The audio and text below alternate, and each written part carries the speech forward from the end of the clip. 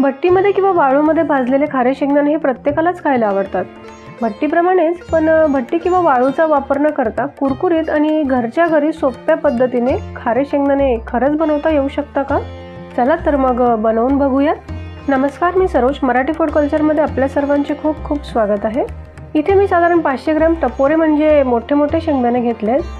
खारे शेंगदाणे बनवण्यासाठी आपण रेग्युलर घरात जे शेंगदाणे वापरतो त्यातूनच थोडे मोठे शेंगदाणे निवडून घ्यायचे आणि सोलापुरी शेंगदाणे भेटलेत तर चांगलंच। सगळ्यात आधी मी एका पॅनमध्ये पाणी गरम करायला ठेवलंय। साधारण 2 ते 3 ग्लास पाणी घेतलंय मी आणि त्यात 3 टेबलस्पून मीठ टाकून घ्यायचे। मीठ थोडं जास्तच टाकून घ्यायचे, तेव्हा शेंगदाणे आपले चांगले खारसट होतात आणि शेंगदाण्याला छान खारी चव येते। पाण्याला छान उकळी आल्यावर यात शेंगदाणे टाकून घ्यायचे उकळायला। साधारण 7 ते 8 मिनिटे शेंगदाणे शिजवून घ्यायचे। आपल्याला हे शेंगदाणे झटपट करून पाहिजेत म्हणून मी हे 7 ते 8 मिनिट मिठाच्या पाण्यात शिजवून घेणार आहे। जर तुमच्याकडे वेळ असेल तर त्याऐवजी तुम्ही हे शेंगदाणे रात्रभर मिठाच्या पाण्यात भिजवू शकता। तर शेंगदाणे शिजवून घेण्याचं कारण काय असेल की शेंगदाणे अशा पद्धतीने शिजवून घेतल्याने मिठाचं खारसट पाणी हे शेंगदाणे छानपणे शोषून घेतात आणि शेंगदाणे मस्त खारट होतात। साधारण 7 ते 8 मिनिटात तुम्ही बघाल शेंगदाण्याला अशा सुरकुते आलेल्या दिसतील आणि शेंगदाणे छान फुगलेले पण दिसतील, म्हणजे शेंगदाणे आपले शिजलेले आहेत। आता 7 ते 8 मिनिट शिजवून झाल्यानंतर या शेंगदाण्याला आपण झाऱ्याने बाहेर काढून पुन्हा एका चाळणीत काढून घेऊ, जेणेकरून शेंगदाण्यातील पाणी पूर्ण निघून जाईल। शेंगदाण्यामधलं पाणी पूर्ण निघतं तोपर्यंत मी एका पॅनमध्ये मीठ प्रीहीट करायला टाकून घेते। साधारण 10 ते 12 मिनिट हे लो टू मीडियम फ्लेमवर मीठ प्रीहीट करून घ्यायचे।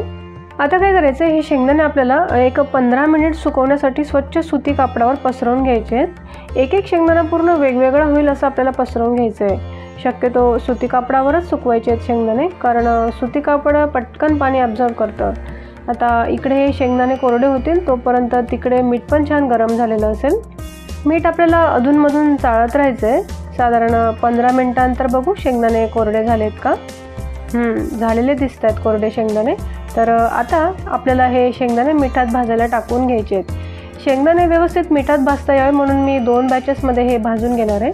गॅस फ्लेम लो टू मिडियमच ठेवायचा आहे शेंगदाणे भाजताना, कारण तेव्हाच आपले शेंगदाणे छान खरपूस भाजले जातात। मीठ प्रीहीट करणं खूप गरजेचं असतं, कारण मीठ गरम असेल तरच शेंगदाणे आपले भट्टीसारखे छान खरपूस भाजले जातात। सुरुवातीला शेंगदाणे थोडे ओलसर असल्यामुळे त्याला मीठ चिटकून राहतं, पण जसं जसं शेंगदाणे भाजले जातील तसं तसं शेंगदाण्यावर लागलेलं मीठ हे निघून जातं।